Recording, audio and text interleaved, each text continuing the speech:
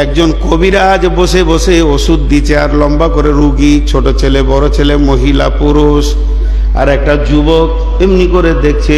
এসো বাবা, কি হয়েছে? হাত দেখি, জিভ দেখি, চোখ দেখি। বলো এটা খাও, ওইটা খেও না, এটা খাবে, জড়িটা খাও, এটা শুংবে, এটা লাগাবে, চলে যাও। তুমি এসো, পায়ে ব্যথা, মাথায় ব্যথা, এই করবে। এইভাবে সব চিকিৎসা করতে শুরু করে দিয়েছে। একটা, দুটা, তিনটে, চারটা, পাঁচটা, 10টা রুগীকেও দেখলো। শেষকালে যুবক গিয়ে বলছে, হে কবিরাজ, তুমি এতগুলো চিকিৎসা করলে, ওষুধ দিলে, আমাকে একটা ওষুধ দাও, আমার ভিতরে রোগ আছে। বলে তোমার ভিতরে কি রোগ আছে? বলে আমাকে নেকি করতে ভালো লাগে না, গুনাহ করতে ভালো লাগে। এই রোগটা দূর করার কি ওষুধ আছে? আপনি আমাকে জড়িবটি দিয়ে দেন, খেয়ে নিব। আর যখনই জড়িটা গিলে দিব, নেকি করতে ভালো লাগবে, গুনাহ করতে খারাপ লাগবে। কবিরাজ মুচকে হেসে বলছে, বাবা এর ওষুধ আছে, এর ওষুধটা আমার কাছে নাও। সেটা হচ্ছে আল্লাহর কালাম পাককে খেয়াল করে তুমি চলতে শুরু করো, তোমার কাছ থেকে গুনাহ চলে যাবে। এটা এমন একটা জড়ি, এটাকে তেলাওয়াত করো, বিশ্বাস করো, আর আল্লাহর ভয়কে তুমি দিলে নিয়ে এসো। যখন তোমার ভিতরে আল্লাহর প্রেম, আল্লাহর ভয় চলে আসবে, রসুলের তরিকায় হাঁটতে শুরু করবে, তখন তোমার কাছ থেকে গুনাহ চলে যাবে এবং নেকি চলে আসবে। এই ছেলেটার জ্বর হয়েছে, এর সর্দি হয়েছে, আমার এই জড়িটা যখন ও খাবে, জ্বর চলে যাবে, সুস্থতা এসে যাবে। তোমার ভিতরে গুনাহ করতে ভালো লাগে, তোমার গুনাহ কখন দূরে চলে যাবে শুনে লাও। আল্লাহর কালাম পাককে বিশ্বাস করে, তার উপরে রসুলের সুন্নতকে সামনে রেখে আমল শুরু করে দাও, তোমার ভিতরে আল্লাহর ভয় চলে আসবে। তুমি আস্তে আস্তে গুনাহকে ছেড়ে দেবে, নেকিকে ধরে নেবে। তাহলে এটা হলো একটা কুসর, এটা হলো একটা মধু। এই মধুর মজাটা কে পাবে? যার দাঁত আছে সে পাবে, আর যার দাঁত নাই সে পাবে না। তাহলে দাঁতটা কিসের দাঁত? এরকম আমার মতো দাঁত কি আপনার মতো দাঁত? জি না। আল্লাহর কালাম পাক থেকে রস বের করতে গেলে একটা দাঁত লাগবে, সেই দাঁতটার নাম হলো তাকওয়া, আল্লাহর ভয়। যার ভিতরে আল্লাহর ভয় আছে সে কোরআন থেকে ফায়দা নেবে, আর যার ভিতরে আল্লাহর ভয় নাই, গোটা কোরআন পড়ে নেবে, তারপরও সে ফায়দা নিতে পারবে না। গিরিশচন্দ্র সেন, ওর বাড়ি হলো নরসুন্দি, বাংলাদেশে নরসুন্দি জেলা।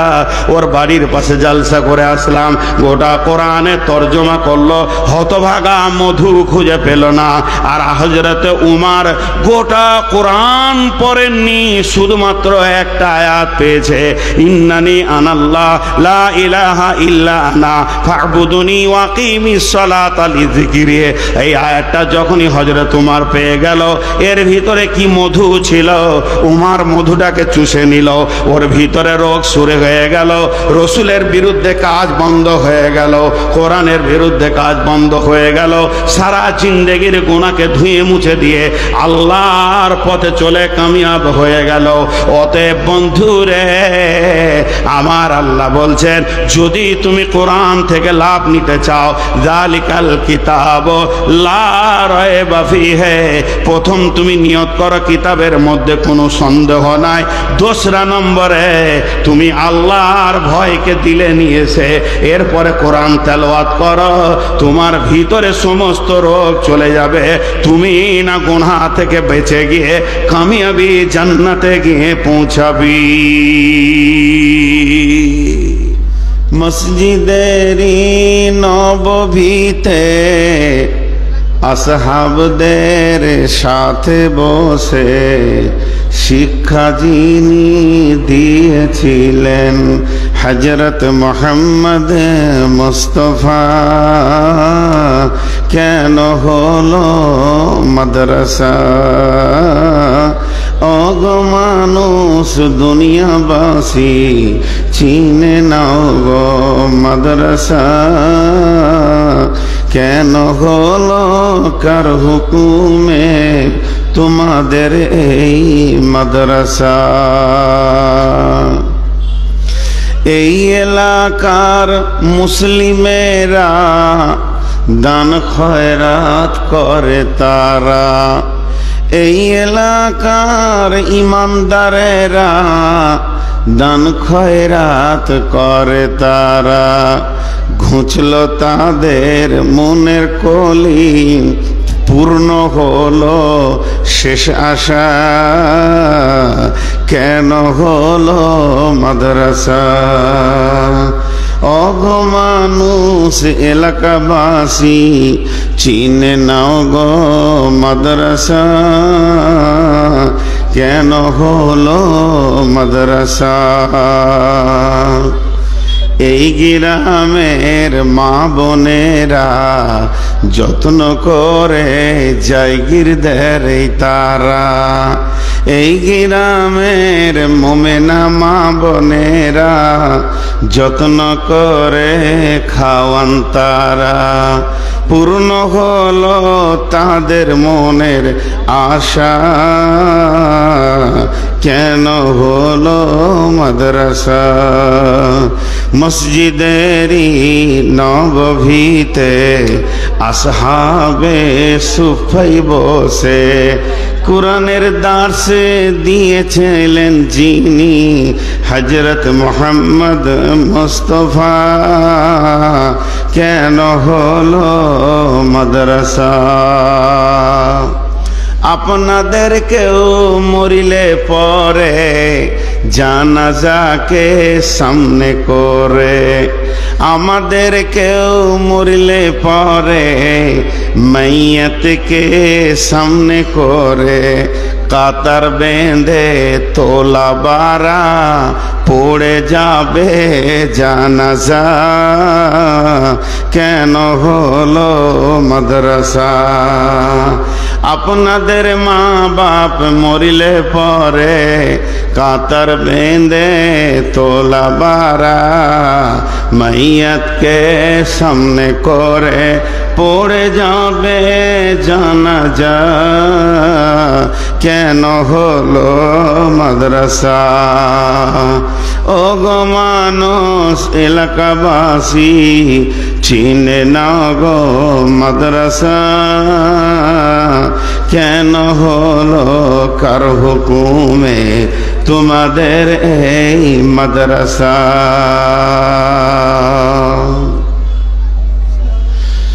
শ্রদ্ধেয় সুযোগ্য আজকের সবার সভাপতি, উপস্থিত আকাশের তারকা সাদৃশ্য আলেম উলামাবৃন্দ, সামনে আমার দিনদার ইমানদার মুমিন ভাই সকল ও পর্দা থেকে সুন্নেওয়ালি মোমেনা মা ও বোনেরা, প্রশংসা গুণগান গুণকীর্তন স্তব স্তুতি ভালোবাসা তকদির হায়াত মওত রুজি সব কিছুর মালিক আল্লাহ, যে মহান মুনিব আজকে 11 নভেম্বর 2023 রোজ শনিবার দিবাগত রাত্রিতে মাদ্রাসা মাতলাউল উলুম এই মাদ্রাসার আয়োজিত মহফিলে, এখানে 70তম বার্ষিকী আয়োজিত মহফিলে আমাদেরকে সকলকে হাজির করেছেন। আমরা সেই মহান মুনিবের দরবারে একবার শুকরিয়া করি, মহব্বতের সঙ্গে বলি আলহামদুলিল্লাহ। সকলে জোরে বলি আলহামদুলিল্লাহ। দরুদ ও সালাম বর্ষিত হোক সরকারে কায়না নবী দো জাহাं আখরি पैगंबर নবী মুহাম্মদ রাসূলুল্লাহ সাল্লাল্লাহু আলাইহি সাল্লামের উপর। আল্লাহুম্মা আমিন, আল্লাহুম্মা সল্লি আলাইহি, আল্লাহুম্মা বারিক আলাইহি। মোহতারাম ভাইও আজিজ বুজুর্গ দোস্ত, গতবারে যখন এসেছিলাম তো সূরা ফাতিহার আপনাদের সামনে বিস্তারিত কিছু যতটুকু পেরেছি বলেছি। আজকে সূরা বাকারার প্রথম দিকে কয়েকটি আয়াত পড়েছি, একটি আয়াত বাদ আছে এক রুকু হতে। এই আয়াতগুলিকে কেন্দ্রবিন্দুর মধ্যে রেখে খুব স্বল্প সময় কয়েকটি কথা বলবো বলে নিয়ত করেছি। ওমা তৌফিক ইল্লা বিল্লাহি আলাইহি তাওয়াক্কালতু ওয়া ইলাইহি উনীব। তবে আমার বক্তব্যের প্রারম্ভে আমি অনেক শুকরিয়া আদায় করছি এই কমিটির ওপরে, যে আমাকে ঠিক টাইমে দিয়েছেন এবং ঠিক সিরিয়ালে দিয়েছেন। কারণ আজকের দিনে যিনি এই মঞ্চের হিরো, আজকের দিনে যিনি এই মঞ্চের শোভা, যাকে দেখলেই মঞ্চটা সাজবে, তিনি হচ্ছেন হযরত মাওলানা বদরুদ্দোজা নদভী। তিনিকে আমি শিক্ষক নজরে দেখি, শুধু নজরে নয়, উনি আমার শিক্ষক। কারণ যে একটা অক্ষর আপনাকে শিখাবে সে শিক্ষক। উনি আমাকে অনেক তফসির বলে দেন, ভুল হলে বলে দেন, অনেক কিছু শিখিয়ে দেন। প্রয়োজনে আমি ফোন করে ওনার কাছ থেকে অনেক কিছু শিখি, বিধায় উনি আমার শিক্ষক। তো ওনাকে আমার পরে দেওয়া হয়েছে এই কারণেই যে আমার দ্বারা ভুলভাল হতেই পারে, কারণ আমি ছাত্র। আর মানুষকে একটা জিনিস বুঝিয়ে পারি না, খালি ফোন করে আমাকেই ফতোয়া জিজ্ঞেস করে, মনে করে যে শরীরটা অনেক বড়, তার মানে মূলবিটাও বড়। আসলে আমার আল্লাহ তাবারাক বা তাআলা অত পরিমাণে জ্ঞান দেয়নি যে আমি ফতোয়া দিতে পারবো। আমি সহিভাবে বিসমিল্লাটাও পড়ার ক্ষমতা রাখি না, এবং বিসমিল্লাটা ব্যাকরণ দিয়ে তর্জমা করার ক্ষমতা রাখি না। তবে আমি কেন এত মঞ্চে উঠি তা আমি জানি না। আমার মাবুদ আমাকে তোলেন, এবং আপনাদের মতো কিছু মা বাপ পৃথিবীতে পেয়েছি, ভাই পেয়েছি, যাদের দোয়ার বরকতে আমি চলছি বা আমার চাকা চলছে। যেদিন আপনারা দোয়া করা ছেড়ে দেবেন সেদিন নূর মোহাম্মদকে একটা কুত্তার মতো কেউ পুঁছবে না, এটা আমি জানি। বিধায় আমি সেই মহান মুনিবের কাছে কৃতজ্ঞ, যেনার মুষ্টির ভিতরে আমার প্রাণ, তিনি আমাকে এই সম্মান দিয়েছেন, অথচ আমি বড় আলিম নই। তো আমি আমার বক্তব্যের শুরুতে শুধু একটু আবেদন করব, যারা দাঁড়িয়ে আছেন যদি বসে যান অনেক ভালো হয়, অনেক অনেক ভালো হয়। কারণ এই মজলিসটা একটা শোভা আছে, সৌন্দর্য আছে। আর ইসলাম আখলাক শিখিয়েছেন। ইসলামের মূল সারাংশ হচ্ছে আখলাক। রাসূলুল্লাহ সাল্লাল্লাহু আলাইহি ওয়াসাল্লাম বলেছিলেন যে আমাকে আখলাকের মুআল্লিম করে পাঠানো হয়েছে। তো আমি এসেছি পৃথিবীতে চরিত্র গঠন করতে, আর আপনি দাঁড়িয়ে আছেন মানে আপনার চরিত্রের বিকাশটা নোংরা হচ্ছে। তো আপনি কেন নিজেকে নোংরা করবেন? বিধায় আপনি বসে যান। আর এখানে একজনকে দাঁড়াতে দিব না, যার মোবাইল ডিস্টার্ব করবে সে মোবাইল খুলে নিয়ে বাড়ি যাবে, তাও ভালো, কিন্তু দাঁড়াতে দিব না। ভালো কথা বলছি, সবটি বসে যান। এই তোমাদের কানে আসছে, বসতে বলছি, বসো, না হলে মোবাইল খুলে নিয়ে চলে যাও। খুব ভালো ভালো নয়। এই তুমি বসো, স্ট্যান্ড কিনতে পারে না, হাত ধরে দাঁড়িয়ে আছো। পানির বোতল একটা দে। মহিলাটি গেটে বসেছে, কি করতে হবে? আমার নিজের বউ আমার কথা শুনে না, এ পরের বিবি শুনবে? আপনার বিয়ে হয়নি? জি, জীবনে বলবো না। ওটি নাতবি ভাইয়ের লেগে রেখে দিলাম। জীবনে ওরা যদি কথা শুনে নিত তাহলে বিশ্বনবী আর 29 দিন কথা বন্ধ করতো না। সেই মালের মাল, ওই কোম্পানি, ওরা টেঁড়া চলবে, চলুক গা, ওরা শুনবে না কথা। রাগলো তা কি হলো? রেগে গেলে তো কানেরটা খুলে দিয়ে পাঠাকতো, দেখি কতটা রেগেছে। হুঁশ ঠিক আছে। মা বোনেরা আগিয়ে বসেন, আল্লাহর হস্তে বসেন। আরেকজনের জন্য আপনি জায়গা ছেড়ে দেন, আল্লাহ আপনার ইজ্জত বাড়াবেন, দুনিয়া আখেরাত ইজ্জত বাড়াবেন। এখন আমি আমার বক্তব্যের দিকে এগিয়ে যাচ্ছি। তো আল্লাহ তাবারাক বা তাআলা কালাম পাক একদিন শুরু করেছেন গারে হিরাতে, ইকরা বিস্মি রব্বিকাল্লাযী খালাক দিয়ে। কালাম পাক একদিন সমাপনী ঘোষণা করে দিয়েছেন, আল ইয়াউমা আকমালতু লাকুম দীনাকুম ওয়া আতমামতু আলাইকুম নি'মাতি ওয়া রাদিতু লাকুমুল ইসলাম দীনা। তো কালাম পাক একদিন শুরু হয়েছে, কালাম পাক একদিন শেষ হয়ে গেছে। বিসমিল্লাহ দিয়ে শুরু, মিনাল জিন্নাতি ওয়ান নাসে শেষ, আর আয়াত নাই। মিনাল জিন্নাতি ওয়ান নাস, এরপরে কালাম পাকের আয়াত নাই, স্টপ হয়ে গেছে, ঝামেলা শেষ। কেন? এই মানব সমাজের জন্যে যতটা প্রয়োজন অতটা আল্লাহ এর ভিতরে দিয়ে দিয়েছেন। বাস, এই কালাম পাকটাই আল্লাহর ইলম তা নয়। আল্লাহর ইলম থেকে ন্যূনতম খানিকটা দিয়েছেন, ওমা উতিতুম মিনাল ইলমি ইল্লা কালিল, আমাদের যতটা প্রয়োজন অতটা দিয়ে দিয়েছেন। এখন আল্লাহর কাছে যে জ্ঞান ভাণ্ডার আছে সেটা আল্লাহই জানেন, বাকি কেউ জানে না। এরপরে এই কালাম পাকের মুআল্লিম, কবিতাতে যেটা বললাম, তিনি মাদ্রাসা প্রথমেই করেছিলেন মসজিদে নববীতে। আল্লাহ রসুলের মাদ্রাসার নাম ছিল আসহাবে সুফা। সেই আসাবে সুফা মাদ্রাসাতে তিনি এই কোরআনের পূর্ণাঙ্গ তালিম দিয়েছিলেন। তিনার হাতে তৈরি কয়েকটি মুফাসসির পৃথিবীতে ছিলেন। আব্দুল্লাহ ইবনে আব্বাস রাদিয়াল্লাহু তাআলা আনহু, হযরতে মাসউদ ইবনে মাসউদ রাদিয়াল্লাহু তাআলা আনহু, এইভাবে তিনি দার্স দিয়ে তাদেরকে তৈরি করেছিলেন। তো এই কোরআনের প্র্যাকটিক্যাল বলতে নবী মুহাম্মদ মুস্তাফা সাল্লাল্লাহু আলাইহি সাল্লাম তিনি পৃথিবীতে এসেছিলেন, তিনার ডিউটি শেষ, তিনি সমস্ত ডিউটি করে তিনার যা কাজের জন্য পাঠানো হয়েছিল সেই কাজটা সম্পূর্ণ করে দিয়ে তিনিও রেস্টে আছেন, আল্লাহর কাছে জমা হয়ে গেছেন, পৃথিবী থেকে চলে গেছেন। তিনি পৃথিবী থেকে মৃত নামে ঘোষণা হয়ে মদিনা মানওয়ারায় আল্লাহ তাবারক ওয়া তাআলা তিনার কবরের ভিতরে জান্নাতের হালাতে যেভাবে মানুষ থাকে সেইভাবে রেখেছেন এবং তিনি ওই অবস্থায় আছেন। আল্লাহ তার আরো উপরে রহমত বর্ষণ করুন, আল্লাহুম্মা আমিন। ঝামেলা শেষ। আর নতুন কোনো আল্লাহর কাছ থেকে আয়াত আসবে না, আর নতুন কোনো নবী আসবে না, আর নতুন কোনো হাদিস তৈরি হবে না, আর নতুন করে কোনো আইন তৈরি হবে না। আর একবার বলবো, নতুন করে কালাম পাকের আয়াত আর আসবে না, আর নবী আসবেন না, আর নতুন করে কোনো হাদিস তৈরি হবে না, আর নতুন করে ইসলামের কোনো আইন বা কানুন তৈরি হবে না। তারপরে ও আল্লাহ তাবারক ওয়া তাআলা কামিয়াবির ওপরে একটা বড় গুরুত্ব দিয়েছেন। কামিয়াবি, সফল কামের ওপরে একটা গুরুত্ব দিয়েছেন, সফল কামের ওপরে একটা গুরুত্ব দিয়েছেন। এই পর্যন্ত কথাটা আমি জমা রেখে দিলাম।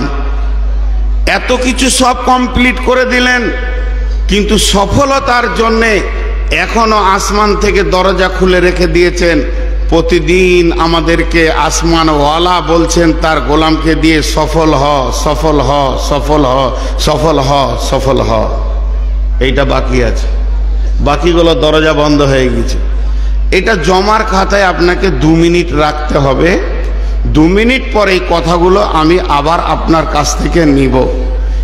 সমস্ত দরজা বন্ধ হয়েছে, সফলতার এলানটা আল্লাহ বাকি রেখেছেন। এখন চলেন, সফল কাকে বলে? সফলতা কি ডিগ্রি কোর্স করা? না। MBBS করা, FRCS করা? না। MD করা? না। ইঞ্জিনিয়ার? না। PhD? না। তাহলে সফলতা কি? আমাকে প্রাইমারি স্কুলের মাস্টার একদিন সার্টিফিকেট দিয়েছে, তুই সফল, হাই স্কুল চলে যা। হাই স্কুলের হেডমাস্টার একদিন সার্টিফিকেট দিয়েছে, তুই সফল, কলেজ চলে যা। কলেজের প্রিন্সিপাল একদিন সার্টিফিকেট দিয়েছে, তুই সফল, বিশ্ববিদ্যালয়ে ভার্সিটিতে চলে যা। তাহলে আমি সফল? তাহলে আমি সফল? জি না, তারপরও সফল নই। তাহলে সফলতাটা কি? মাদ্রাসায় পড়ে মৌলানা হয়ে যাওয়া? জি না। কবি রবীন্দ্রনাথ একটা দর্শন কথা বলেছেন, তুমি হতে পারো দৈত্য দানব, আমার বিশ্বাস করতে অসুবিধা নাই, কিন্তু তুমি মানুষ হয়েছ কিনা এ ব্যাপারে আমি সন্দেহ করি। তুমি আমাকে সার্টিফিকেট দেখাচ্ছ, ইঞ্জিনিয়ার, ডাক্তার, ব্যারিস্টার হয়েছ তুমি, এটা আমার সন্দেহ নাই, কিন্তু তুমি মানুষ হতে পেরেছ কিনা এ ব্যাপারে আমি সন্দেহ করি। তুমি হতে পারো মাওলানা, মুফতি, মুহাদ্দিস, বক্তা, শাইখুল হাদিস, তারপরেও এটা আমার বিশ্বাস করতে অসুবিধা নাই, কিন্তু তুমি প্রকৃত মানুষ কিনা এ ব্যাপারে আমি সন্দেহ করি, বিশ্বাস করি না। তার মানে পৃথিবীর যত ডিগ্রি আছে, পৃথিবীর যত কোয়ালিফাইড আছে, সবগুলাকে হাসিল করা অত্যন্ত আসান, কিন্তু প্রকৃত মানুষ হয়েছ কিনা এ ব্যাপারে অনেক সন্দেহ আছে। এ ব্যাপারে তোমাকে নিয়ে আমি অনেক গবেষণা করি এবং সন্দেহ করি। প্রকৃত সফলের সার্টিফিকেট কে দেবে? জি, একটা ছেলে এইচএসে ভালো রেজাল্ট করে পুলিশ লাইনে গিয়ে দাঁড়িয়ে পুলিশ হয়ে গেল। যেদিন সার্টিফিকেটটা পেল হাসতে হাসতে বাড়ি এলো, আমি পুলিশ হয়েছি। যেদিন অ্যাপয়েন্টমেন্ট লেটার এলো সেদিন আরো হাসছে, আমি পুলিশ, আমি চাকরি পেয়েছি। তারপরে আবার ওর প্রমোশন হয়ে গেল যে তোমাকে আর করণদিঘিতে থাকতে হবে না, ইটাহারে চলে যাও, তুমি ওখানে বড় আইসি হয়েছো, তুমি থানার বড়বাবু। তখন ও আরো নিজেকে সফল মনে করছে, কিন্তু খবর নিয়ে দেখলাম মার্ডার কেসে 4 লাখ টাকা ঘোষ খেয়েছে। ওর মতো পাকা বেঈমান কেউ নাই। চোর, দাগাবাজ, লুটেরা, তাহলে ও সফল নয়।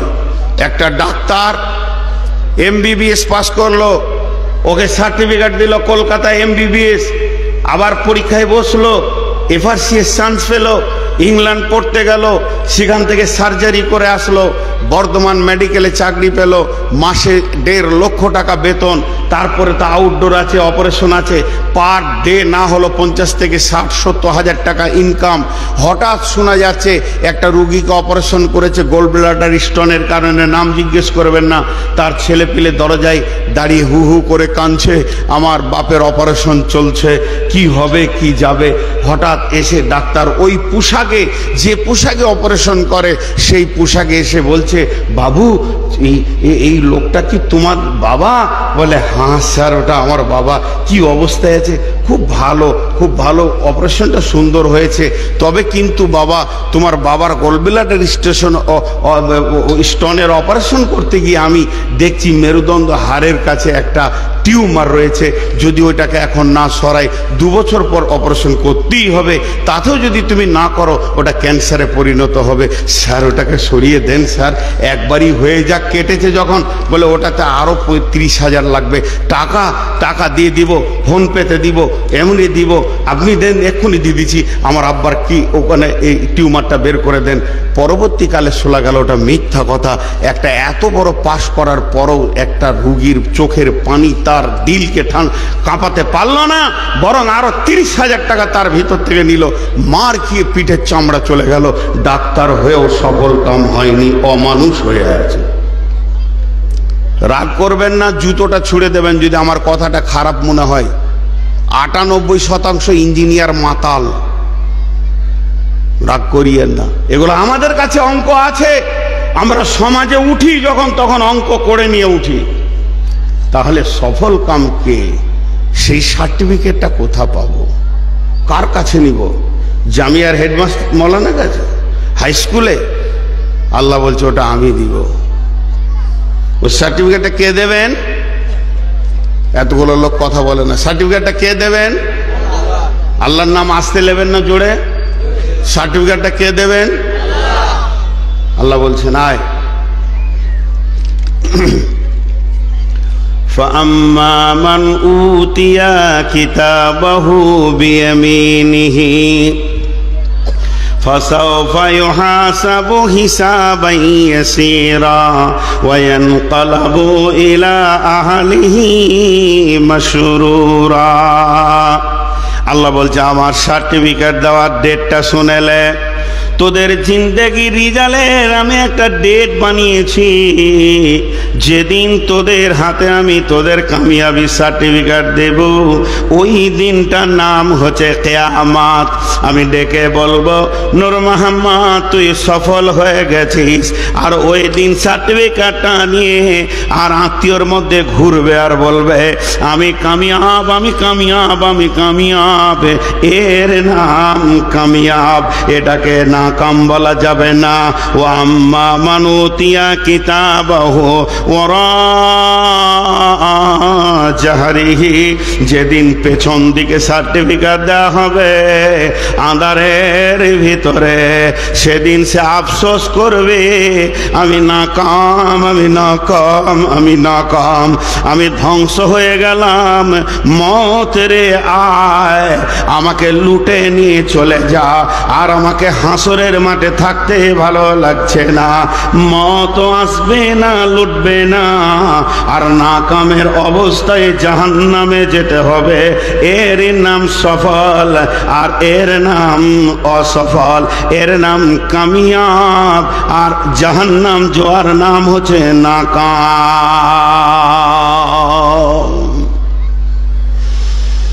সফলতার সার্টিফিকেট তো আল্লাহ দেবেন, জি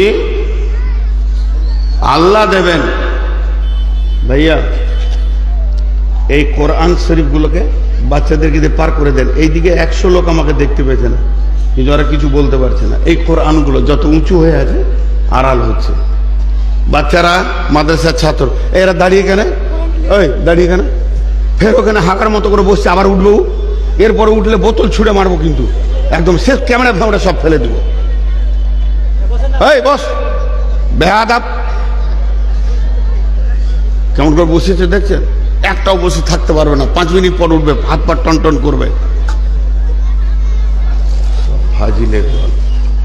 জি এইদিকে 2টো চেয়ার উঠে ওইদিকে যান, আপনাদের পেছনের লোক নিচে বসে আছে। এ ভলেন্টারি করবো আমি, কোনো উপায় নাই, উঠতেই হবে, চেয়ার ওখানে রাখা যাবে না।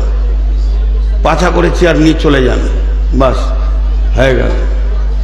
এর নাম সফল, এর নাম অসফল। ছোট্ট জিনিস, এইটুকু জিনিস আল্লাহ বলবে তা 11টা কসম খেয়েছে। কি গুরুত্ব দেখেন ওই কথাটা, 11টা কসম খেয়েছে। একটা উদাহরণ দিই। এ ভাই বলছে হুজুর চলেন রুটি খেলেন, তা আমি খাবো না। তাও বলছে আমি খাবো না। তো উনি বলছে না চলেন খেলেন। ভিতরটা রাগ লেগে গেল। তা আমি বলছি আমি আল্লাহর কসম বলছি খাবো না। তোর মন মানছে না। এবারও বলছে হুজুর রুটিটা খুব ভালো হয়েছে। আমার রাগের বহর বেড়ে গেছে একটু বেশি। কি বলছি? আল্লাহর কসম, আল্লাহর কসম, আল্লাহর কসম, আল্লাহর কসম, আল্লাহর কসম, আল্লাহর কসম, আল্লাহর কসম, আল্লাহর কসম, আল্লাহর কসম, আল্লাহর কসম, আল্লাহর কসম। 11 বার কসম করে বললাম খাবো না। বুঝে নিয়েছে হুজুর রেগে গেছে, মৌলভী সাহেব রেগে গেছে, সুসুর করে পালিয়ে গেল। তাহলে আল্লাহ যদি একবার কসম খায় কোনো বিষয়ের ওপরে, ওটা গুরুত্ব আছে। আল্লাহ যদি কসম না খেয়েও কোনো কথা বলে, এটারও আল্লাহর গুরুত্ব আছে। কিন্তু আমার রব একবার কসম খেলে যা, একবার কসম না খেলেও তা। আল্লাহ বলেছেন ওঠ তোরা ফজরের সময়, একবার বললেও যা, আর একবার কসম করে বললেও তাই। কিন্তু 11 বার কসম খাচ্ছে একটা ছোট্ট জিনিসের জন্যে। আমার রব 11টা কসম খাচ্ছে। কেন খাচ্ছেন? কেন খাচ্ছেন? তার নিজের জন্যে নয়, আমাদেরকে কসম দিয়ে বলার কারণ হচ্ছে বিষয়টার ওপরে আমার গোলাম গুরুত্ব দেবে। দেখেন কসমগুলো আল্লাহর। বিসমিল্লাহির রহমানির রহিম। ওয়াশ-শামসি ওয়া-দুহাহা ওয়াল-কামারি ইযা তালাহা ওয়ান-নাহারি ইযা দাল্লাহা ওয়াল-লাইলি ইযা ইয়াগশাহা ওয়াস-সামাই ওয়া মা বানাহা ওয়াল-আরদি ওয়া মা তাহাহা ওয়া নাফসি ওয়া মা সাওয়াহা ফাআলহামাহা ফুজুরাহা ওয়া তাকওয়াহা। একটা নয়, দুটা নয়, 11খানা কসম আমার রব খেলেন। কেন? কেন? একটা ছোট্ট কথা বললেন, সেই কথাটা কি? তাহলে কসমটা আরেকবার বলি। ওয়াশ-শামসি ওয়া-দুহাহা ওয়াল-কামারি ইযা তালাহা ওয়ান-নাহারি ইযা দাল্লাহা ওয়াল-লাইলি ইযা ইয়াগশাহা ওয়াস-সামাই ওয়া মা বানাহা ওয়াল-আরদি ওয়া মা তাহাহা ওয়া নাফসি ওয়া মা সাওয়াহা ফাআলহামাহা ফুজুরাহা ওয়া তাকওয়াহা। 11টা কসমের পর আমার রব একটা ছোট্ট কথা বললেন। ওরে আমার বোনে রে, ওরে আমার খালা রে, ওরে আমার বেটি রে, আমার রব ছোট্ট করে বলছেন কাদ আফলাহা মান যাক্কাহা। আচ্ছা এখানটা কি চায়ের দোকান হলো? আমার বায়ান বন্ধ থাকবে যতক্ষণ চা চলবে। আমি এটা মানতে পারি না, মানবো না, আমাকে লেনা না। আমি এখন বন্ধ আছি, চাটা খাওয়া হোক তারপরে হবে।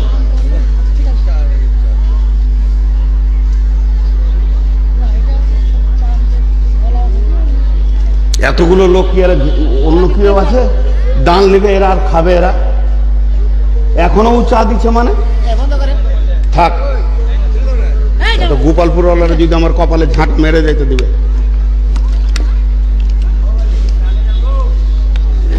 দাঁড়ান, চাটা খাওয়া হোক, 5 মিনিট বসেন। কিছু উপায় নেই, চা চলছে, বলো কে না খেয়ে।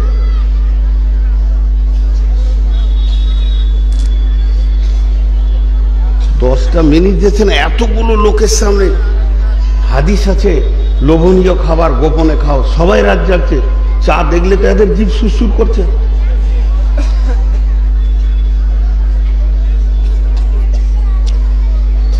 আমার কথাটার দিকে খেয়াল করলেন?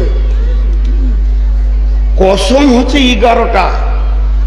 আর ছোট্ট একটা কথা বললেন, কথাটা দেখেন, কাদ আফলাহা মান যাক্কাহা, এই কথাটা বলবেন আল্লাহ, আর কিছু বলবেন না। সকলে একবার মহব্বতের সঙ্গে বলেন, জোরে বলেন, আওয়াজ করে বলেন। আল্লাহ কি বললেন? কাদ আফলাহা। জোরে বলেন, কাদ আফলাহা মান যাক্কাহা। আপনারা বললেন কেন? বললেন না? জোরে বলেন, কাদ আফলাহা মান যাক্কাহা। এর মানে হচ্ছে আমি আল্লাহ এতগুলি কসম খেছি রে। কেন? যে লোকটা পবিত্র থাকবে সে বেঁচে যাবে, আর যে লোকটা নাপাক থাকবে ওই লোকটা ফেঁসে যাবে। ওয়াকাদ খাবা মান দাসাহা, মানে যে লোকটা পাক ওই লোকটা বেঁচে যাবে, আর যে লোকটা না পাক ওই লোকটা ফেঁসে যাবে। এক কথায় বলা যেতে পারে যে লোকটা পবিত্র সে জান্নাতে যাবে, আর যে লোকটা না পাক সে জাহান্নামে যাবে। আর জালসা শুনতে হবে না, উঠেন। পাশেই নদী, গোসল করে লি তাহলে পাক হয়ে যাব। জি, গোসল করে নিলি তো পাক। মা বোনেরা বাড়ি চলে যাই, দিয়ে সাবান নিয়ে গোসলে ঢুকে পড়ি সব। কারণ আল্লাহ বলেছে যে পাক থাকবে সে বেঁচে যাবে, যে না পাক থাকবে সে ফেঁসে যাবে। তাহলে তো এখন গোসল করতে যাওয়া দরকার। এটা বুঝার ভুল। ভাইরা আমার, আম্মা জানা এসে বলছেন, ইয়া রাসূলুল্লাহ, ইয়া হাবিবাল্লাহ, আপনি আমাকে পবিত্রতা শিখিয়ে দেন, সব থেকে বড় পাক কি? বিশ্বনবী বললেন, আয়েশা রে, সব থেকে বড় পাক হলো রুজিকে পাক রাখা। যদি কারো পেটে হারাম ঢুকে যায়, যেটুকু মাংস হবে ওই হারামে, ওটাকে আগে জাহান্নামের আগুনে পোড়ানো হবে সোনার খাদ বের করার পর, তারপরে তাকে জান্নাতে দেওয়া হবে। অতএব পৃথিবীর বুকে সব থেকে বড় পাক হলো হারাম খাদ্য থেকে নিজেকে বাঁচানো। তাই আমার আল্লাহ বলছেন, পৃথিবীর বুকে যতগুলো আমি হারাম করেছি, পৃথিবীর বুকে যতগুলো আমি নিষেধ করেছি, এর থেকে বেঁচে না থাকার নাম হলো পাক, আর ওগুলোকে গ্রহণ করার নাম হলো নাপাক। অতএব প্রত্যেকটি ব্যক্তি তোমরা হারামকে নিষেধকে ছেড়ে দাও, আর আদেশকে হালালকে গ্রহণ করে নাও, বেঁচে যাবে। আর না ছাড়বে তো ফেঁসে যাবে। তাহলে ছোট কথার উপরে আমার রব অনেক বড় গুরুত্ব দিয়েছেন। তেমনি আমার রব এখনো পর্যন্ত প্রতিদিন তার গোলামকে দিয়ে আমাদেরকে সফলের জন্য ডাক দেয়। এখনো কোরআনের আয়াত আসা বন্ধ হয়ে গেছে, নবী আসা বন্ধ হয়ে গেছে, কোরআনে আবার নতুন করে আইন আসা বন্ধ হয়ে গেছে, আর হাদিস হয় না, আর রসুল আসবে না, আর নতুন করে দিন ইসলাম হবে না। তারপরও আসমানের একটা দরজা খোলা আছে, যে দিয়ে আমার রব প্রতিদিন 5 বার আপনাকে আমাকে বলে, তোরা সফল কাম হ, নচে তোরা ফেঁসে যাবি। তাহলে সফলতাটা কত গুরুত্ব আছে। নবী আসা বন্ধ হয়েছে, কিন্তু এই আওয়াজটা আসা বন্ধ হয়নি। তাহলে আওয়াজটা আল্লাহ কখন দেন আর কিভাবে দেন? আল্লাহ 5 ওয়াক্ত তার গোলামকে বলে, আওয়াজ লাগা, হাইয়া আলাস সালাহ,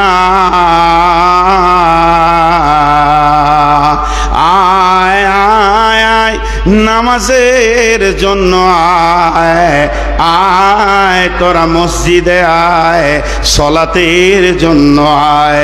এরপরে মসজিদকে আল্লাহ বলেন, বল হাইয়া আলাল ফালাহ। হাইয়া আলাল ফালাহটা বাংলায় বলছি, আয় বিশ্ববাসী রে, তোরা কামিয়াবির দিকে দৌড়ে আয়, সফলতার দিকে আয়। এই মসজিদের ভিতরে, সলাতের ভিতরে আমাদের রব আমাদের এহকাল পরকালের সফলতা লুকিয়ে রেখেছে। এখানে আয় আয় আয় আয় 5 বার এখনো ডাকা হয়। সফলতার ডাক মেরাজের পর থেকে শুরু হয়ে গেছে, কিন্তু আজও বন্ধ হয়নি। যতদিন পশ্চিমে সূর্য না উঠবে নবী রাসূল আসা বন্ধ হয়ে গেছে, কিন্তু আল্লাহর কামিয়াবের ডাক বন্ধ হবে না। আল্লাহ তার গোলামকে কত ভালোবাসেন, যাতে করে আমার গোলাম যেন ফেঁসে না যায়, বিপদে না পড়ে, সফলতা পেয়ে যায়। এর জন্য প্রতিদিন 5 বার আমাদেরকে চেতনতা দিতে হয়, যেন সচেতনতা হয়ে যায়, গাফলতের মধ্যে যেন না থাকে। তাহলে সফল হওয়াটা কত গুরুত্ব আছে। কে সফল হবে? আমার আল্লাহ বলছেন, ও আমার মা, ওরে আমার খালা, ওরে আমার বেটি, একবার আমার হাতের আঙ্গুলের দিকে তাকিয়ে দেখেন আমার রব কি বলছেন। আলিফ লাম মিম যালিকাল কিতাবু লা রাইবা ফীহি হুদাল লিল মুত্তাকিন আল্লাযীনা ইউমিনুনা বিল গায়বি ওয়া ইউকিমুনাস সালাতা ওয়া মিম্মা রাযাকনাহুম ইউনফিকুন ওয়াল্লাযীনা ইউমিনুনা বিমা উনজিলা ইলাইকা ওয়া মা উনজিলা মিন ক্বাবলিকা ওয়া বিল আখিরাতি হুম ইউকিনুন। আমার আল্লাহ 8টা কথা বললেন, বলার পরে আমার রব বলছেন, উলাইকা আলা হুদাম মির রাব্বিহিম। যে লোকের ভিতরে এই 8টা গুণ পাওয়া গেল, যারা এই 8টা আইনের আওতায় চলে এলো, যারা আল্লাহর কালাম পাককে মেনে নিয়ে 8টার ভিতরে চলে এলো, ওয়া উলাইকা হুমুল মুফলিহুন। এরাই আল্লাহর ভালো রাস্তাতে আছে, এরাই কিয়ামতের দিন সফল হয়ে যাবে। এরা কেউ বিপদে পড়বে না, এদেরকে হায় হায় করতে হবে না, নাফসি নাফসি করতে হবে না। যারা এই 8টা আমলের মধ্যে আসবে, এরা তাদের রবের ঠিক রাস্তাতেই আছে, রবের রাস্তা এরা ছেড়ে দেয়নি। ওয়া উলাইকা হুমুল মুফলিহুন। এরাই কামিয়াব হবে।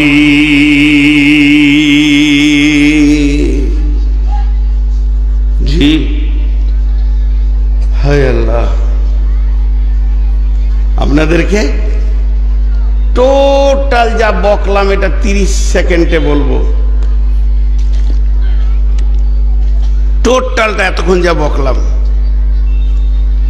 আমার রব বললেন যে জিনিসের আমি বেশি গুরুত্ব বুঝি সেটাতে বেশি আমি কসম খাই।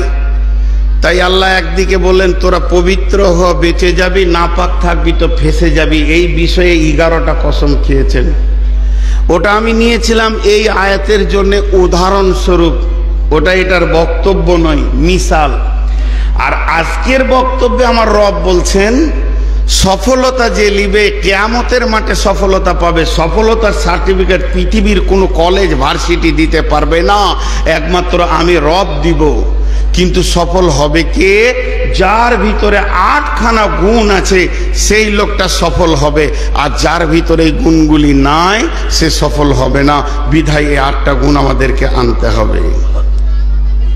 এবার 8টা গুণিয়ে দিব আর আজকের মতো শেষ করে দিব। 8টা গুণ 1-2 করে গুনেলেন। প্রথমটা হলো, এটা কোনো নাম্বার নয়, আলিফ লাম মিম, এটাকে বলে হরফে মুকাত্তাআত, মানে কাটা কাটা হরফ। এই হরফগুলোর মানে একমাত্র আল্লাহ ছাড়া কেউ জানে না। এই হরফগুলো কি, এর আসল তথ্য কি, যিনি জানেন তিনি আল্লাহ। ওয়াল্লাহু আ'লামু বিমুরাদি। আলিফ লাম মিম, আলিফ লাম র, ইয়াসিন, সাদ, কফ, কাফ হা ইয়া আইন সাদ। এই অক্ষরগুলি মানে একমাত্র আল্লাহ জানেন, অন্য কেউ জানেন না। এর জন্য আমার রব এগুলো নিজের আয়াতের মধ্যে রেখেছেন, পৃথিবীর কেউ জানে না। মহাসত্যর ভিতরে মহাগোপন। জি, মহাসত্যের ভিতরে মহাগোপন, এটা আল্লাহ জানেন। কিন্তু একটু বেলাইনে কিছু কথা আছে, সেদিকে আজকে সময় নষ্ট করব না। যদি কোনোদিন আবার মৌকা পাই তো বেলাইনের কথাগুলো বলবো। বেলাইনের কথা মানে মুসলমানদের ভিতরে কিছু হতভাগা মুসলমান আছে, বদনসিব পোড়া কপাল মুসলমান। তারা নিজেদেরকে দাবি করে রসুলের উম্মত, আল্লাহর গোলাম। তাদের দাবিগুলো 100তে 100 সত্য, কিন্তু কার্যকলাপগুলো নোংরা। মুশরিক মুসলমান, তারা বলে শরীয়ত, তরিকত, হাকিকাত, মারিফাত, তান্ত্রিক, তামাসিক, যান্ত্রিক, রাজসিক, এই লাইনে তারা কথা বলে। এবং তাদের দাবি যে এই আলিফ লাম মিমের তথ্য আমাদের পীর সাহেব জানে। কোরআন হলো 40 পারা, কোরআন হলো 60 পারা, কোরআন হলো 90 পারা, কোরআন হলো 120 পারা। এতদূর পর্যন্ত তারা ঠেলে নিয়ে চলে গেছে। দিয়ে বলছে এর আসল তত্ত্ব পীর বাবা জানে, বাবা পৃথিবীর কেউ জানে না। এর জন্য ওরা ছন্দ করে করে করে কবিতা পড়ে। আর ওদের সব থেকে বড় শাইখুল হাদিসের নাম হচ্ছে মনসুর আলী চিশতি, বাংলাদেশে কুষ্টিয়া বাড়ি। এ হতভাগা অনেক বইও লিখেছে এবং কবিতা লিখেছে।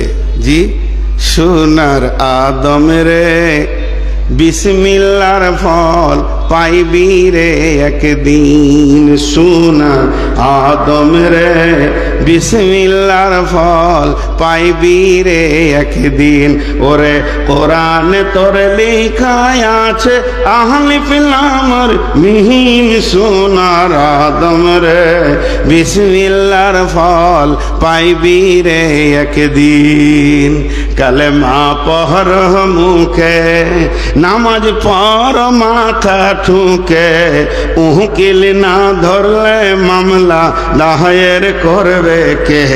সোনার আদম রে বিসমিল্লার ফল পাইবি রে একদিন। এদের মারেফাতের তথ্যে অনেকেই গান আছে, সেদিকে আমি যাচ্ছি না। চলেন মেন সাবজেক্টে চলে যাই। আল্লাহ 1 নম্বরে বলছেন, হে মুমিন, ও গোপালপুরের ময়দানে যতজন আজকে তাফসীর শুনতে এসেছো, তোমরা বদরুদ্দোজা নবীর আপনজন ব্যক্তিরা তোমরা শোনো, আমি রব তোমাদেরকে কি বলছি, যালিকাল কিতাবু লা রাইবা ফীহি, এই কিতাবটার মধ্যে কোনো সন্দেহ নাই, এটা তুমি দিলের ভিতরে আগে ভরে নাও। এক নম্বরে, কিতাবের মধ্যে যদি তুমি সন্দেহ পোষণ করে দাও আর তুমি হেদায়েতের রাস্তা পাবে না। এই কিতাবই তো তোমাকে সফলতার রাস্তা দিকে হাঁটাবে, এই কিতাব তোমাকে নিয়ে যাবে কামিয়াবির রাস্তাতে নিয়ে যাবে, অর্ধেক দূরে তোমাকে ছেড়ে দেবে না। বিধায় তোমাকে এক নম্বর কাজ করতে হবে, এই কিতাবের মধ্যে কোনো সন্দেহ নয়, এর ওপরে দৃঢ় বিশ্বাস তৈরি করতে হবে। তাই আমার আল্লাহ বললেন, যালিকাল কিতাবু লা রাইবা ফীহি।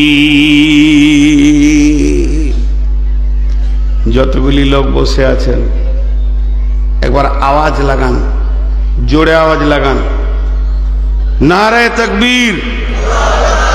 এটা জোরে হলো না, এটা মরার মতো হলো। সবাই 3 সেকেন্ড চুপ থাকেন, আমিও শুধু চুপ থাকবো, পুরো মাইক বন্ধ 5 সেকেন্ড। সবাই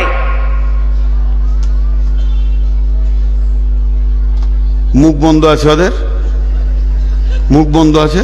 ওই জলসা শুনছে না, যাও, তোমার খালাদের মুখ বন্ধ আছে, চোপা চলতি আছে। আর এখনই নাদবি ভাই আসবে, নাদবি ভাইয়ের জুতোটা আমার মাথায় দিলে জুতোর দাম কমে যাবে, এত বড় আলিম। উনি উঠি প্রথমে বলবে, অবুলা সরলা কমলা মা বোনেরা, বলবি, ওর মুখস্থ আছে, ছাড়াইতে পারছি না। ওরা অবুলা, ওদের চোপা বন্ধ আছে। সরলা জিলাপির থেকে বেশি পেঁচ, কমলা নরম, সতীনকে দিলে ছিঁড়ে খেয়ে নিবে। তাও বলবো অবলা সরলা, চোপা বন্ধ নাই, চালিয়ে যাচ্ছে, ভেদার ভেদার ভেদার ভেদার ভেদার ভেদার। যখন ওর পেটে যেটি আছে কথা শেষ হয়ে যাবে, ঘর চলে যাবে। মন দিয়ে আপনারা শুনেন, আপনাদেরকে আওয়াজ এমন দিতে হবে যেন আল্লাহর আরশ ওয়ালা বুঝতে পারে যে আজকে জীবিত মেহমান গোপালপুরের মাঠে বসে আছে। নারে তাকবীর। এই এলাকায় আরো জালসা কমিটি আসছেন, আপনারা আমাকে অনেকে দেখা করলেন, একবার দেখেন তো একটাও দোকান আছে নাকি। আর দোকানদাররা তার 2 কিলোমিটার দূরে বসেছে, আর 2 বছর পর ওখানেও থাকবে না, এরকম জালসা করেন। তো জোরে আওয়াজ দিতে বললাম, কেন বললাম, ঠিক সেম আওয়াজে বলেন, এর মধ্যে কোনো সন্দেহ আছে? মাশাআল্লাহ, সন্দেহ থাকবে কি করে? কথাগুলো কার? নবী মুহাম্মদের আছে? আবু জাহেলও বলতে পারেনি, উমাইয়া বেঈমান, আবু সুফিয়ান পরবর্তীকালে ঈমান এনেছে। হতভাগা যারা বেঈমান, ঈমান হারা অবস্থায় মরেছে, কেউ বলেনি যে কোরআনে সন্দেহ আছে। তার কারণ আল্লাহ তাবারাক ওয়া তাআলা যে নবীকে দিয়ে পৃথিবীতে কোরআন প্রচার করলেন, সেই নবীকে উম্মি করে দিলেন। তিনি লিখতে জানতেন না, পড়তে জানতেন না। যদি নবীজি লিখতে পড়তে জানতেন, তাহলে বেঈমানেরা বলতো এটা নবী মুহাম্মদ সাল্লাল্লাহু আলাইহি সাল্লামের লেখা। সে গোপনে গোপনে লিখে নেয়, আর সকালে উঠে বলে আল্লাহ বলে গেছে। তাই তাদেরকে আল্লাহ বলতে সুযোগ দেবে না। এর জন্য আমার রব নবীকে নিরক্ষর রেখে দিলেন, আর আমার রব বললেন, যালিকাল কিতাবু লা রাইবা ফীহি, এই কিতাবের মধ্যে কোনো সন্দেহ নাই। কিতাবটা সত্য, শুধু মুসলমানরা বলে তা নয়, অনেক গায়ের মুসলমান নন মুসলিম কোরআনকে সত্য বলে, তা সে কেন হেদায়েত পেল না? দেখবেন ইউটিউবে কত সাধু ভালো ভালো কথা বলছে ইসলামের ব্যাপারে, তবে কেন সে কালেমা পড়ছে না? সে যদি এতই সত্য জানলো, তাহলে কেন কোরআন পড়ছে না? আল্লাহর কালাম পাক বলে দিয়েছেন, ইদিল্লু বিহি কাসীরা ওয়া ইয়াহদি বিহি কাসীরা ওয়া মা ইদিল্লু বিহি ইল্লাল ফাসিকিন। যে লোকটা ফাসেক হালাতে জিন্দেগি করবে, ওই লোক কোরআন থেকে লাভ নিতে পারবে পারবে না। আর যে লোকটা মুত্তাকির হালাতে জিন্দেগি করবে, আল্লাহকে ভয় করবে, ওই লোকটা কোরআন থেকে ফায়দা নিতে পারবে। হুদাল্লিল মুত্তাকিন, এই কিতাবটা হেদায়েত দেবে মুত্তাকিদেরকে, ফাসেককে দেবেন না। এর জন্য আল্লাহ দুটি ক্লিয়ার করে দিয়েছেন, ওমা ইদিল্লু বিহি ইল্লাল ফাসিকিন।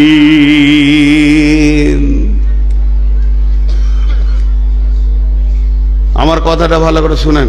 লাঠির মতো আল্লাহর কি কুদরত, লাঠির ভিতরে শরবত, ওটার নাম কি? কুসর। তিনজনা জানে, গোটা গাঁয়ের লোক আর জানে না। ওইটার নাম কি? আমাদের দেশে বলি আখ। আখ বুঝেন তো? হ্যাঁ, আখ। এবার ভালো করে বলেন, একজনের দাঁত আছে আর একজনের দাঁত নাই। কুসরের রস আছে, দাঁত নাই, ও বলতে পারবে? জোরে বলেন। খালি দেখবে।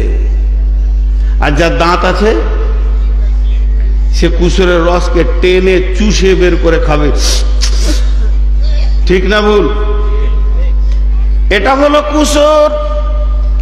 অনেক মধু ভরা আছে এর ভিতরে, যে মধুগুলি এত ওষুধের কাজে লাগবে। বেঈমানি চলে যাবে, ডাকাতি চলে যাবে, চুরি চলে যাবে, জেনা চলে যাবে। বসরা মার্কেটে একজন কবিরাজ বসে বসে ওষুধ দিচ্ছে, আর লম্বা করে রুগী, ছোট ছেলে, বড় ছেলে, মহিলা, পুরুষ। আর একটা যুবক এমনি করে দেখছে, এসো বাবা কি হয়েছে? হাত দেখি, জিভ দেখি, চোখ দেখি। বলো এটা খাও, ওইটা খেও না, এটা খাবে, জড়িটা খাও, এটা শুংবে, এটা লাগাবে, চলে যাও। তুমি এসো, পায়ে ব্যথা, মাথায় ব্যথা, এই করবে। এইভাবে সব চিকিৎসা করতে শুরু করে দিয়েছে। একটা, দুটা, তিনটে, চারটা, পাঁচটা, 10টা রুগীকেও দেখলো। শেষকালে যুবক গিয়ে বলছে, হে কবিরাজ, তুমি এতগুলো চিকিৎসা করলে, ওষুধ দিলে, আমাকে একটা ওষুধ দাও, আমার ভিতরে রোগ আছে। বলে তোমার ভিতরে কি রোগ আছে? বলে আমাকে নেকি করতে ভালো লাগে না, গুনাহ করতে ভালো লাগে। এই রোগটা দূর করার কি ওষুধ আছে? আপনি আমাকে জড়িবটি দিয়ে দেন, খেয়ে নিব। আর যখনই জড়িটা গিলে দিব, নেকি করতে ভালো লাগবে, গুনাহ করতে খারাপ লাগবে। কবিরাজ মুচকে হেসে বলছে, বাবা এর ওষুধ আছে, এর ওষুধটা আমার কাছে নাও। সেটা হচ্ছে আল্লাহর কালাম পাককে খেয়াল করে তুমি চলতে শুরু করো, তোমার কাছ থেকে গুনাহ চলে যাবে। এটা এমন একটা জড়ি, এটাকে তেলাওয়াত করো, বিশ্বাস করো, আর আল্লাহর ভয়কে তুমি দিলে নিয়ে এসো। যখন তোমার ভিতরে আল্লাহর প্রেম, আল্লাহর ভয় চলে আসবে, রসুলের তরিকায় হাঁটতে শুরু করবে, তখন তোমার কাছ থেকে গুনাহ চলে যাবে এবং নেকি চলে আসবে। এই ছেলেটার জ্বর হয়েছে, এর সর্দি হয়েছে, আমার এই জড়িটা যখন ও খাবে, জ্বর চলে যাবে, সুস্থতা এসে যাবে। তোমার ভিতরে গুনাহ করতে ভালো লাগে, তোমার গুনাহ কখন দূরে চলে যাবে শুনে নাও। আল্লাহর কালাম পাককে বিশ্বাস করে, তার উপরে রসুলের সুন্নতকে সামনে রেখে আমল শুরু করে দাও, তোমার ভিতরে আল্লাহর ভয় চলে আসবে। তুমি আস্তে আস্তে গুনাহকে ছেড়ে দেবে, নেকিকে ধরে নেবে। তাহলে এটা হলো একটা কুসর, এটা হলো একটা মধু। এই মধুর মজাটা কে পাবে? যার দাঁত আছে সে পাবে, আর যার দাঁত নাই সে পাবে না। তাহলে দাঁতটা কিসের দাঁত? এরকম আমার মতো দাঁত কি আপনার মতো দাঁত? জি না। আল্লাহর কালাম পাক থেকে রস বের করতে গেলে একটা দাঁত লাগবে, সেই দাঁতটার নাম হলো তাকওয়া, আল্লাহর ভয়। যার ভিতরে আল্লাহর ভয় আছে সে কোরআন থেকে ফায়দা নেবে, আর যার ভিতরে আল্লাহর ভয় নাই, গোটা কোরআন পড়ে নেবে, তারপরও সে ফায়দা নিতে পারবে না। গিরিশচন্দ্র সেন, ওর বাড়ি হলো নরসুন্দি, বাংলাদেশে নরসুন্দি জেলা। ওর বাড়ির পাশে জালসা করে আসলাম, গোটা কোরআনে তর্জমা করলো, হতভাগা মধু খুঁজে পেল না। আর হযরতে উমর গোটা কোরআন পড়েননি, শুধুমাত্র একটা আয়াত পেয়েছে, ইন্নানি আনাল্লাহ আল্লাহ লা ইলাহা ইল্লা আনা ফা'বুদুনি ওয়াকিমিস সালাতা লিযিকরি। এই আয়াতটা যখনই হযরত উমর পেয়ে গেল, এর ভিতরে কি মধু ছিল, উমর মধুটাকে চুষে নিল, ওর ভিতরে রোগ সুরে হয়ে গেল, রসুলের বিরুদ্ধে কাজ বন্ধ হয়ে গেল, কোরআনের বিরুদ্ধে কাজ বন্ধ হয়ে গেল, সারা জিন্দেগির গুনাহকে ধুয়ে মুছে দিয়ে আল্লাহর পথে চলে কামিয়াব হয়ে গেল। অতএব বন্ধুরে আমার আল্লাহ বলছেন, যদি তুমি কোরআন থেকে লাভ নিতে চাও, যালিকাল কিতাব লা রায়বা ফিহি, প্রথম তুমি নিয়ত করো কিতাবের মধ্যে কোনো সন্দেহ নাই। দোসরা নম্বরে তুমি আল্লাহর ভয়কে দিলে নিয়েছে, এরপরে কোরআন তেলাওয়াত করো, তোমার ভিতরে সমস্ত রোগ চলে যাবে, তুমি না গুনাহ থেকে বেঁচে গিয়ে কামিয়াবি জান্নাতে গিয়ে পৌঁছাবি।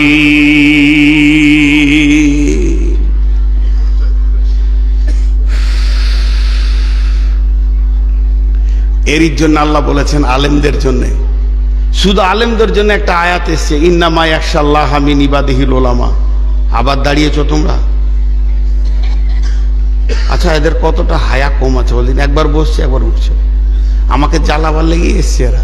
দেখছি একটু রাগি আছে, তো তোকে জ্বালিয়ে রে, জ্বালা না, চল যাই কথা। জি ভাই, আল্লাহ কি বলছেন দেখেন, কত সুন্দর কথা, একটু বোঝার চেষ্টা করেন। যার আলেমদের জন্য শুধু একটা আয়াত এনেছেন, ইন্নামা ইয়াখশাল্লাহা মিন ইবাদিহিল উলামা। আলেমদের ভিতরে ওই আলেমটা প্রকৃত আলেম এবং আল্লাহর সমস্ত কিতাবের হাকিকাত পেয়েছে ওই যার দিলে আল্লাহর ভয় আছে, যার দিলে আল্লাহর ভয় আছে, যার দিলে আল্লাহর ভয় আছে, সে পেয়েছে।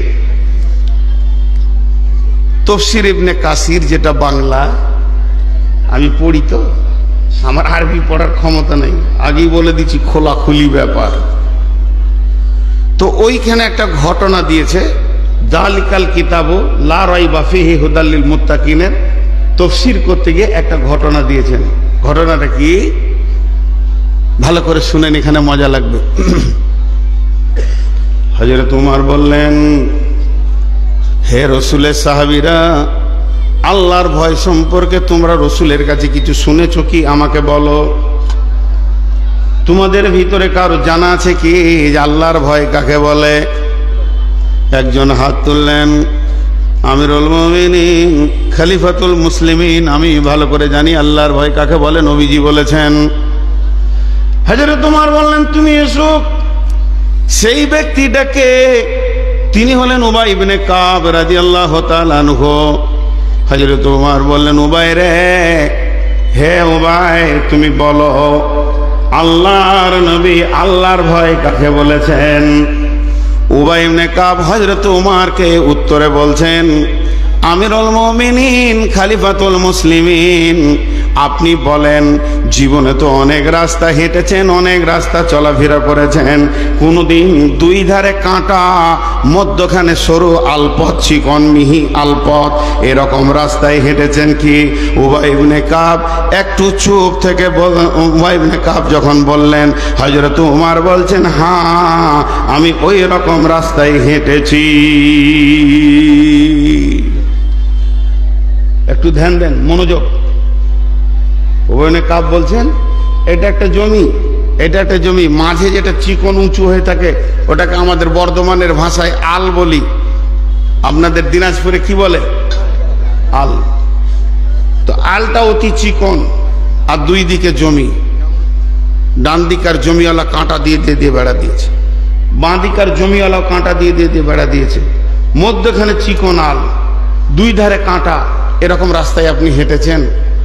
হযরত উমর উত্তরে বলছেন, হেঁটেছি। উবাই ইবনে কাব বলছেন, কেমন করে হেঁটেছেন দেখাতে পারবেন কি? হযরত উমর একটু দেখালেন আর বললেন, রে উবাই ইবনে কাব, ডান দিকে কাঁটা, বাঁ দিকে কাঁটা, দিলের ভিতরে এতটাই ভয় ছিল, ওদিকে গেলে ছিঁড়ে দেবে কেটে দেবে, ডানে গেলে ছিঁড়ে দেবে কেটে দেবে, বামে গেলে ছিঁড়ে দেবে কেটে দেবে। এই জন্যে মধ্যস্থ অবলম্বন করেছিলাম, আর দুই দিক থেকে নিজেকে কাঁটা থেকে বাঁচিয়ে আলটার এই পার থেকে ওই পার পর্যন্ত গিয়েছিলাম। যখন এই কথাটা বলে দিলেন হযরত উবাই ইবনে কাব বলছেন আমিরুল মুমিনিন, বাস বাস বাস বাস হয়ে গেছে। এরই নাম আল্লাহর ভয়। এই পৃথিবীটা হলো মুমিনের জন্য কাঁটাযুক্ত জায়গা। একদিকে বেশ্যা, একদিকে রান্ডে, একদিকে জুয়ো, আর একদিকে তাস, একদিকে সুদ, আর একদিকে আপনার কিনা চারিদিকে মানে এনজিও, একদিকে ডাকছে আপনাকে গুগলসে, আর একদিকে ফেসবুক। চারিদিক যেন শয়তান পৃথিবীটা কাঁটা বসিয়ে দিয়েছে। মুমিন যে হবে, যার দিলে আল্লাহর ভয় থাকবে, সে নিজেকে ওই কাঁটা থেকে বাঁচিয়ে ধীরে ধীরে ধীরে ধীরে এই জিন্দেগির এপার থেকে ওই পারে যাবে। এরই নাম আল্লাহর ভয়।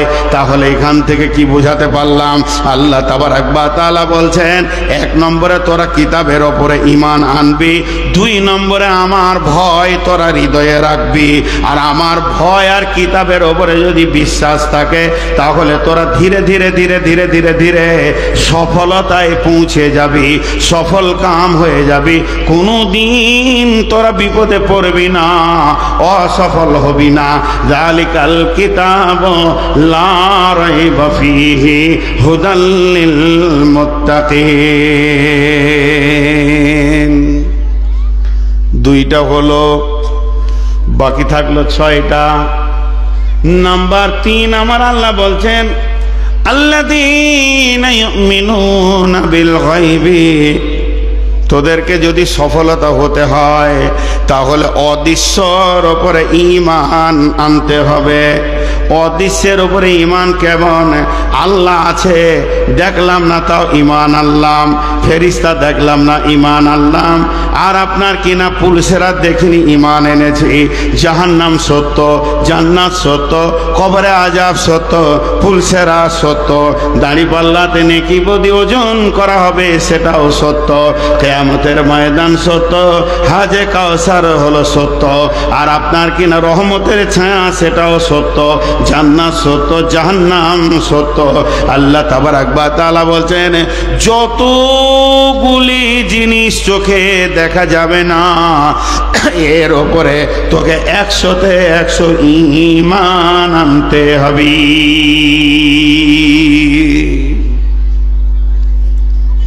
বুঝাতে পারলাম? যে জিনিস দেখা যায় না, এই পৃথিবীতে আল্লাহকে দেখা সম্ভব নয়। আল্লাহ আছি? আপনারা একটু হালকা করে আওয়াজ দেন। আল্লাহ আছে না নাই? কিয়ামত আছে না নাই? এর উপরে পরিপূর্ণ ঈমান রাখতে হবে। এক তিল বারবার কম হলে চলবে না। আল্লাহ নবী হযরতে হারিস রাদিয়াল্লাহু তাআলা আনহুকে বলছেন, হারিস তুমি তোমার ঈমানের খবর দাও, তোমার ঈমান কম আছে না বেশি আছে?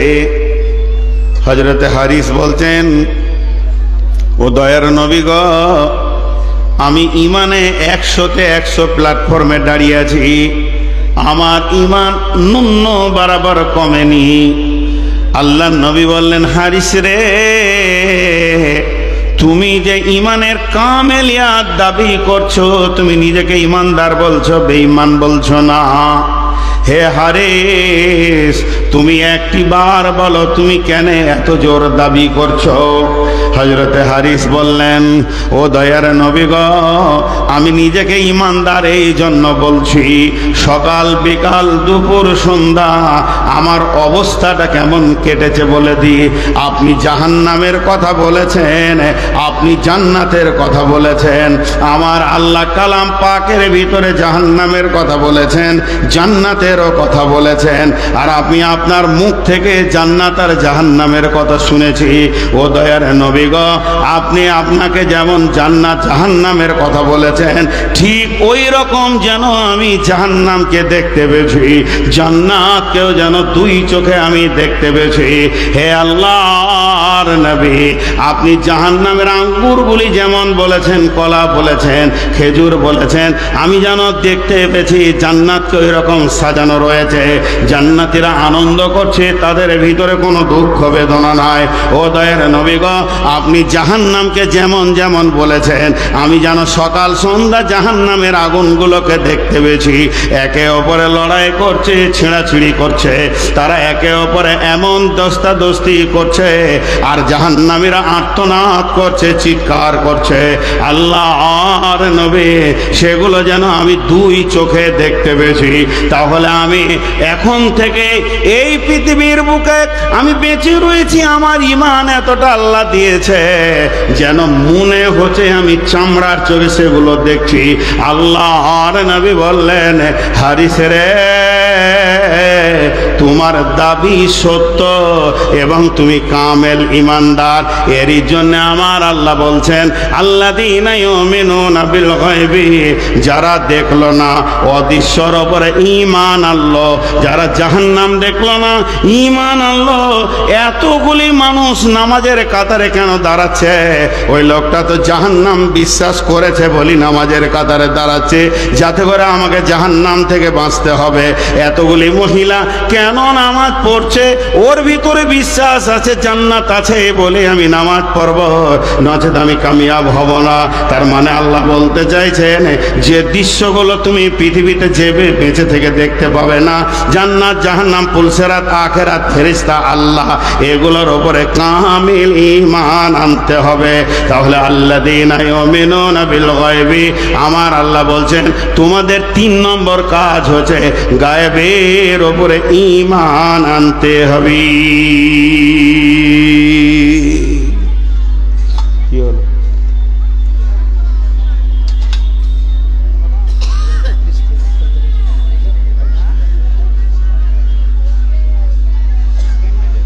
তাহলে খেয়াল করেন, কটা হলো বলা? 1 নম্বরে আল্লাহর উপরে এই কিতাবটা বিশ্বাস করতে হবে, আল্লাহর ভয় আনতে হবে। 3 নম্বরে যেগুলো দেখা যায় না তার উপরে ঈমান আনতে হবে। নাম্বার 4, ওয়ায়ুকিমুনাস সালাতা, যদি আপনাকে আমাকে কামিয়াব হতে হয় তাহলে নামাজ পড়তে হবে। বেনামাজি কামিয়াব হতে পারবে না, পারবে না, পারবে না, পারবে না, পারবে না, পারবে না। আল্লাহ তাবারাক ওয়া তাআলা কামিয়াবির জন্য 8টা শর্ত করেছে, তার মধ্যে 4 নম্বরে বলছে তোমাকে নামাজের কাতারে 5 ওয়াক্ত দাঁড়াতে হবে। এরপরে 5 নম্বর, সেটাকে এখন জমার খাতায় রেখে দিলাম, বললাম না। 6 নম্বরটা বলছি, ওয়াল্লাযীনা ইউমিনুনা বিমা উনজিলা ইলাইকা। এরপরে আমার আল্লাহ বলছেন, ভালো করে শোন, তোদের ওপরে যেগুলো নাজিল করা হয়েছে, এই যে আয়াতগুলো, যে কানুন তৈরি করা হয়েছে, এখানে যতগুলি আদেশ আছে আদেশগুলোকে মানতে হবে, যতগুলি নিষেধ আছে নিষেধকে মানতে হবে। আমি বললাম কোরআন সত্য, গিরিশচন্দ্র সেন বলেছে কোরআন সত্য কিন্তু মানে নাই। তাহলে 1 নম্বরে কোরআনকে বিশ্বাস করা, 2 নম্বরে যেটা বলছে এটা মানা, আমল করা। বিশ্বাস করা আমল করা 2টি আসমান জমিন পার্থক্য। অনেক নন মুসলিম আছে তারা কোরআনকে বিশ্বাস করে কিন্তু কোরআনের ওপরে আমল করে না। আল্লাহ তাবারাক ওয়া তাআলা বলছেন, ওয়াল্লাযীনা ইউমিনুনা বিমা উনজিলা ইলাইকা, তোদের ওপরে যেটা নাজিল করেছি এর ওপরে দৃঢ় বিশ্বাস রাখতে হবে, মানে ওটাকে আমল করতে হবে। ওমা উনজিলা মিন ক্বাবলিকা, এবং তোদের কিতাবের পূর্বে যত কিতাব ছিল সেগুলোর ওপরও বিশ্বাস রাখতে হবে। তৌরাত সত্য, জবুর সত্য, আপনার কিনা ইনজিল সত্য, আসমানি কিতাব শুধুমাত্র কোরআন তা নয়, 120 থেকে 30টা আসমানি কিতাব আছে, সবগুলির ওপরে ঈমান রাখতে হবে। কিন্তু আমলের ময়দানে যখন নামব তখন কোরআনের ওপরে আমাল করতে হবে।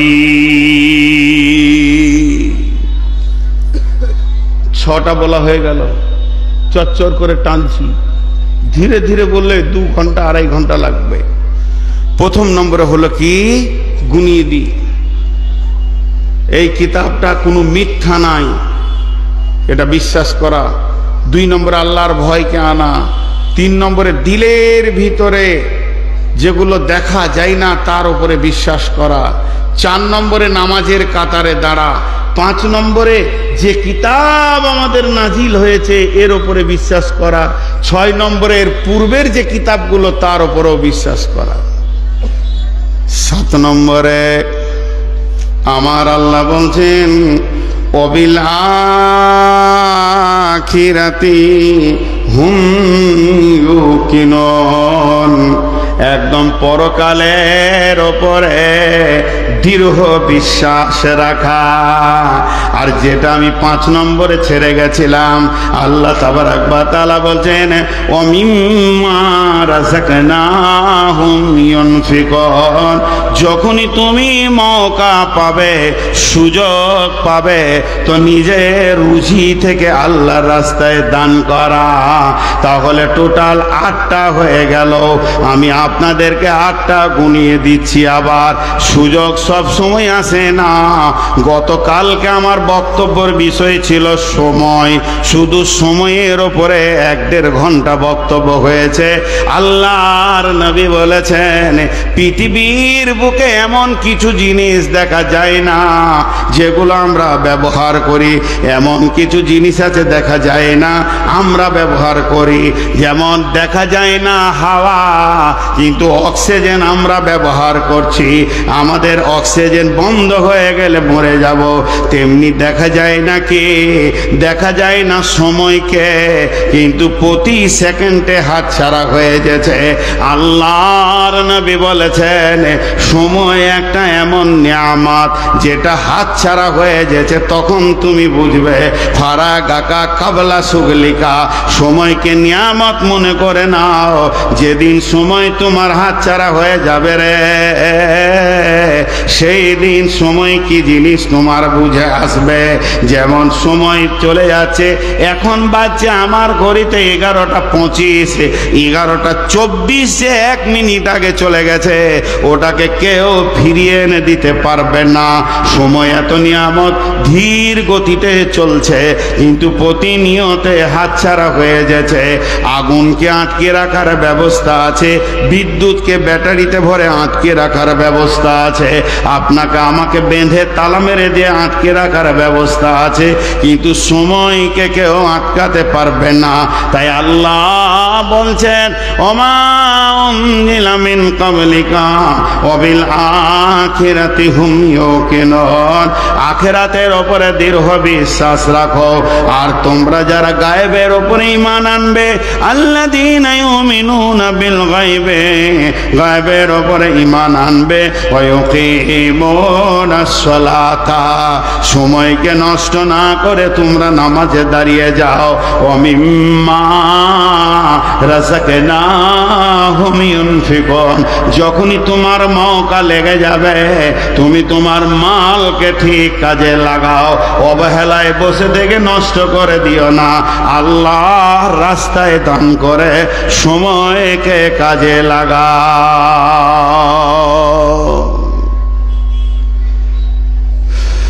আমি 8টা গুনিয়ে দিই আপনাদেরকে। 1 নম্বরে, নাম্বার 1, এই কিতাবের মধ্যে কোনো সন্দেহ নাই। নাম্বার 2, মুত্তাকি হতে হবে, তবে এই কিতাব আপনাকে রাস্তা দিবে। আল্লাহ ভীরু হতে হবে।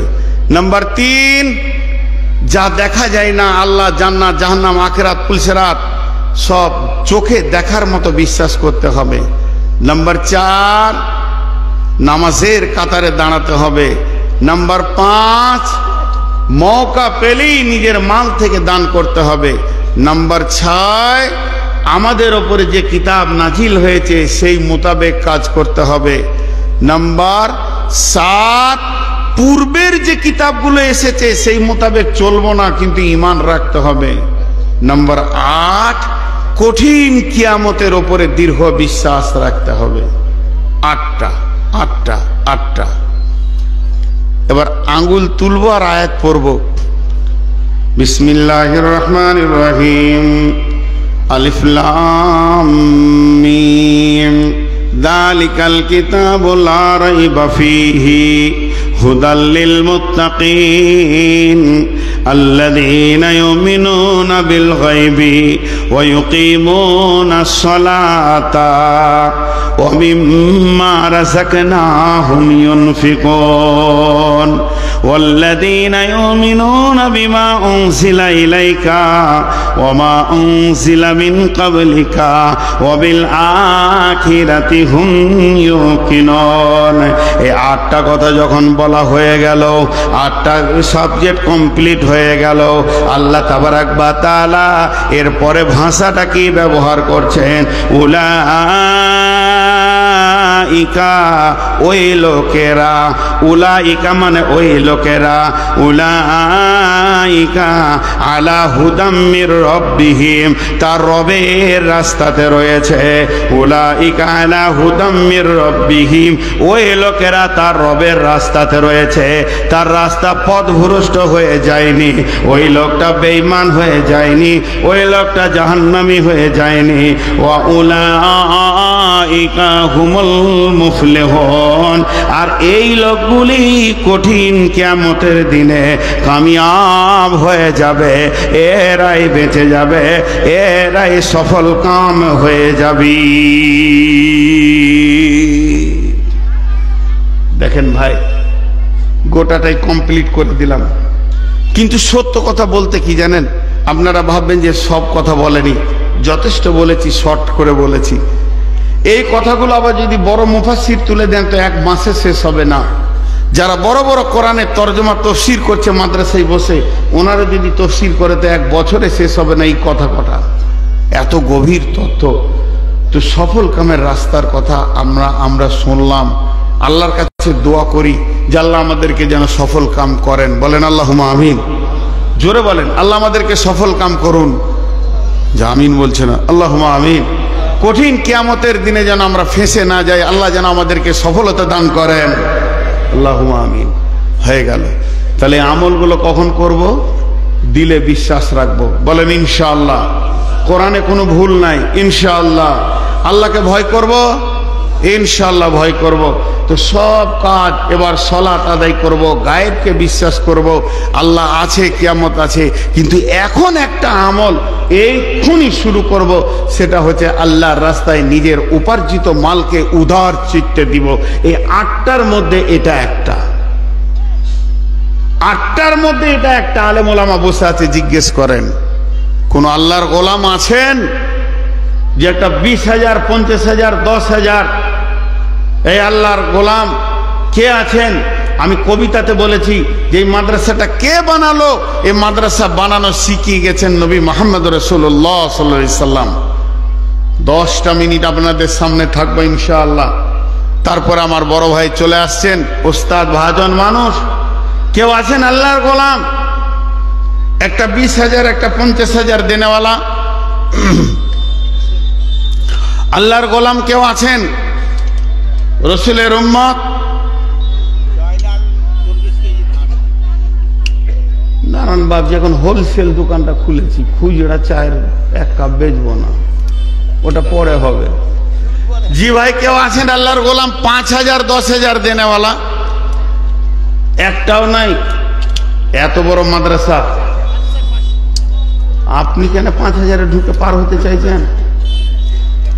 একটু বাড়ান।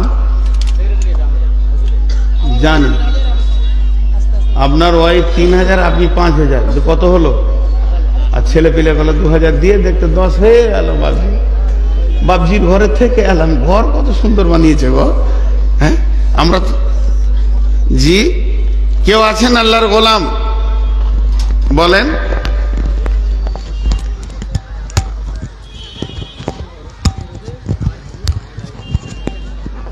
কি করে লাগিয়েছে রে?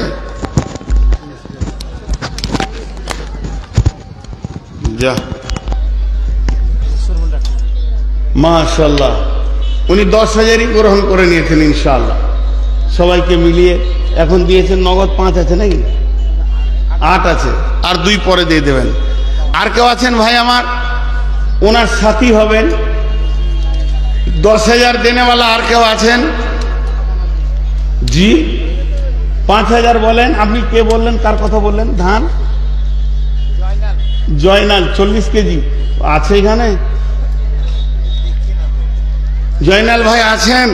আপনি 40 কেজি ধান দিয়েছেন, আসেন একবার দেখা করি। মাশাআল্লাহ, আল্লাহর গোলাম আর কেউ আছেন? হ্যাঁ হ্যাঁ হ্যাঁ, চাদর দেন, চাদর পাঠান। এখন তো কালেকশন করছি, তো বায়ন করলে না হেরে বলি। কেউ আছেন আল্লাহর গোলাম, রসুলের উম্মত কেউ আছেন? উনি 40 কেজি দিয়েছেন, আর আপনারা কেউ আছেন ধান দেনেওয়ালা? এখন তো ধান উঠে চলে যান না ভাই আমার। জি জি, আপনাদের মন্ত্রী সাহেব আসছেন, এখন মন্ত্রী সাহেব আসছেন, আর তারপরে পরে আপনার নাদবি সাহেব এসে যাবেন। মন্ত্রী সাহেব পৌঁছে গেছেন, বাহ, ভালো মানুষ, যদিও নন মুসলিম তাও ভালো মানুষ। তো উনি এসেছেন এবং আপনাদের ভালোবাসা পেয়েছেন, আপনারাও ভালোবাসা দেবেন। আর একটা কথা বলি, যে কোনো জাতি হোক না কেন, আমার রসুলের সুন্নত হচ্ছে মেহমানকে সম্মান করা। আমার রসুল ইহুদি মেহমানকে সম্মান করেছেন, বিদায় যে কোনো জাতি হোক আমাদের মজলিসে আসলে সবাই তাকে ভালোবাসার উৎফুল্লতা দেখাবো। এর জন্যই তো আমরা মুসলমান, কারণ আমার নবী শিখিয়েছেন আদর্শ। তারা অন্য জাতি আমাদের মহফিলে এসে শান্তির প্রতীক নিয়ে যাবেন, তো আমাদেরকে ভালো লাগবে। তো আপনারা একটু বসেন। আর কেউ আছেন ভাই 2000 5000 দেনেওয়ালা, ধান দেনেওয়ালা? জি ভাই, জাযাকাল্লাহ। বাবজি আমার দান করেছেন 10,000 টাকার একজন দান করেছেন। ধান আল্লাহ তুমি কবুল করে নাও, দানের বদলা তুমি দানিও। কঠিন কিয়ামতের দিনে আল্লাহ তুমি এর আরশের ছায়া দিও, নবীর হাতে পানি পান করা তৌফিক দিও। আল্লাহ, মা বাপ ভাই বোন যদি পৃথিবীতে আছে তো ভালো, কিংবা আত্মীয়র ভিতরে যারা কবরে চলে গেছে আল্লাহ তাদেরকে মাফ করেন। আর পৃথিবীতে যারা রয়েছে সুস্থ শরীর দান করেন, রুজি রোজগার আপনি বরকত দান করেন, হায়াতে তাইয়্যিবা দেন। ছেলে মেয়েদের ভবিষ্যৎকে আল্লাহ তুমি উজ্জ্বল করে দাও। আল্লাহ তাদেরকে দিনদার পরেশগার ইমানদার বানাও। আমিন, আল্লাহুম্মা আমিন। আর কোন আল্লাহর বান্দা আছেন 1-2 দেনেওয়ালা আল্লাহর বান্দা কেউ আছেন? জাযাকাল্লাহ, হাইয়াকাল্লাহ, জাযাকুমুল্লাহ, হাইয়াকুমুল্লাহ, বারাকাল্লাহ। ইয়া আল্লাহ, ছেলে মারা গেছে, দুয়ার আবদার করেছে 5000 টাকা। 5000 টাকা সাদিরউদ্দিন দান করেছেন। ভাই ছেলে মারা গেছে, ইয়া আল্লাহ দানকে তুমি করিও কবুল, মাফ করে দিও মাওলা জীবনের ভুল। তার সন্তান পৃথিবীর বুক থেকে চলে গেছে। বাপ আর সন্তান, মা আর সন্তান কত যে মহব্বতের জিনিস। হে আল্লাহ, তুমি তার সন্তানকে নিয়েছো, কিন্তু তার আব্বা তো ভুলেনি, সে তোমাকে কিছু টাকা দিয়েছেন সন্তানের জন্য। মাবুদ গো, তার সন্তানকে তুমি জান্নাতুল ফেরদাউসের মেহমান বানাও এবং তাকে তুমি কবরে আল্লাহ নূর ভরে দাও। তার কবরে যদি তোমার কাছে গ্রেফতার হয়ে থাকে মাবুদ, তাকে তুমি মাফ করে দাও। ইলাহাল আলামিন, তুমি আমাদেরকে কবুল করে নাও। হে আল্লাহ, এই ব্যক্তি যে দান করেছে রুজি রোজগারে বরকত দাও, হালাল উপার্জন করার তৌফিক দাও, সুস্থ শরীর দাও।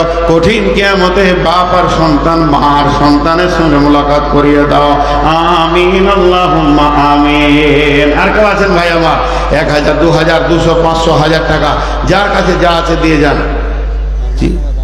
মায়ের নামে সন্তান, আহারে বাহারে সন্তান ছিল দুনিয়াতে, মায়ের নামেতে 1000 টাকা দিল নিজে হাতেতে। এরকম ভালো সন্তান পৃথিবীতে আছে বলে মায়ের নামে দান করলো। 500 টাকা একজন দান করেছে। মাবুদ করিও কবুল, তুমি করিও কবুল। 2 নম্বর জিপির প্রধান 5000। 2 ব্যাগ সিমেন্ট এটা লিখেন, এনার 2 ব্যাগ সিমেন্ট লিখেন। কি নাম? ওইগুলা কবুল। 1 মিনিট দাঁড়ান। কি নাম ভাই? নামটা বলো। নাম বলেননি? 100 টাকা এবং 2 ব্যাগ সিমেন্ট দান করেছে, আল্লাহ তুমি কবুল করে নাও। দানের বদলে তুমি দানীয় রুটি রোজগারে বরকত দিও, হালাল উপার্জন করার তৌফিক দিও। কঠিন কিয়ামতের দিন আল্লাহ তুমি জান্নাত সাজ্জাদ 1000 টাকা দান গ্রহণ করি মওলা তুমি মেহেরবান। দানের বদলে তুমি দানিবে, অন্ধকার করকে তুমি নূরে ভরে দেবে। আমিন আল্লাহুম্মা আমিন। 2 নম্বর জিপির প্রধান 2 নম্বর জিপির প্রধান 5000, হ্যাঁ। আর পঞ্চায়েত সমিতির মেম্বার বাবলু 5000, 10000 উজিরের এমডি উজিরের শাশুড়ির নামে দান করলো কাজী কে দান করছে এটা? চূড়ামনের উজির কে? উজির হোসেনের শাশুড়ির নামে দান করলো। ও চূড়ামনের উজির ভাই দান করছে তার শাশুড়ির নামে 20 টাকা, 20 টাকা 40 টাকা, আর একটা সোনার মাদুলি দিয়েছে। মাবুদ এটা অনেক দাম, এ আল্লাহ দানকে তুমি কবুল করে নাও। এই দানের বদলা তার শাশুড়িকে আল্লাহ তুমি অলংকার পরিয়ে দিও, কঠিন কিয়ামতের দিনে অলংকারের সঙ্গে তুলবে। আমিন আল্লাহুম্মা আমিন। আর এটা প্রধান 2 নম্বর প্রধানের বিশ্বজিৎ বর্মন হ্যাঁ আর বাবলু পঞ্চায়েত সমিতির মেম্বার, দুজন 10000 টাকা। দুজনে 10, একজন বিশ্বজিৎ বর্মন আর বাবলু, দুইজনে 10,000 টাকা দান গ্রহণ করে মওলা তুমি মেহেরবান। দুনিয়াতে আল্লাহ তুমি সুখেতে রাখিবে, সুখের জিন্দেগি তাদের তুমি দানিবে। যে নিয়তে যে আশাতে করিয়াছে দান মিটাইয়ে দিও তুমি মনেরও আরমান। আখেরাতে বাঁচাইতে যদি তুমি চাও, দুনিয়াতে আল্লাহ তুমি হেদায়াত দাও, হেদায়াত দেওয়ার পরে আখেরাতে বাঁচিয়ে নাও। আমিন আল্লাহুম্মা আমিন। এদের দানকে কবুল করো, এদের ছেলে মেয়ে স্ত্রী পুত্র সংসারকে ভালো রাখো, লাভজনক ব্যবসা বাণিজ্য দাও। পৃথিবীর মধ্যে যদি কোনো ক্ষতি থাকে আল্লাহ সেগুলোকে দূর করে দাও। সুস্থ দাও, সুস্থ শরীর দাও, সুস্থ শরীর একটা নিয়ামত দান করো। আর আখেরাত যদি ঠিক করতে চাও হেদায়েত আল্লাহ তুমি দাও। আল্লাহ এদের দুজনের জন্য হেদায়েতের দোয়া করলাম। রব্বুল আলামিন এদেরকে তুমি হেদায়েত দাও, এরা যেন আখেরাতে বেঁচে যেতে পারে এরকম দাও। আর কে আছেন ভাই আমার? আল্লাহ আমিন আল্লাহুম্মা আমিন। আর কেউ আছেন ভাই আমার 200, 500, 1000 টাকা দিনে ওলা? জি আল্লাহর গোলাম কেউ আছেন?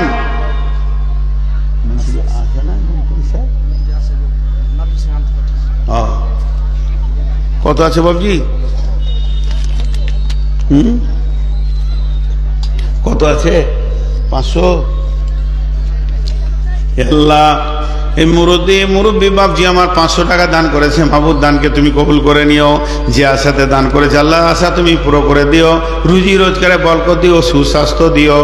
আর কালেমাতে এবার হাকিকাত দান করিও মাহবুব, ইমানের সঙ্গে মত দিও, ইমানের সঙ্গে তাকে পৃথিবীর বুকে বাঁচিয়ে রাখিও। আমিন আল্লাহুম্মা আমিন। আক্তার হোসেনের মা এখানকার ছাত্র আক্তার হোসেন, ওনার মা 500 টাকা দান গ্রহণ করিও মওলা তুমি মেহেরবান।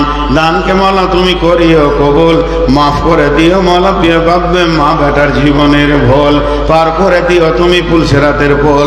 যে নিয়তে যে আশাতে করিয়াছে দান গ্রহণ করিও মওলা তুমি মেহেরবান। আমিন আল্লাহুম্মা আমিন। মহিলা দিয়েছেন দান।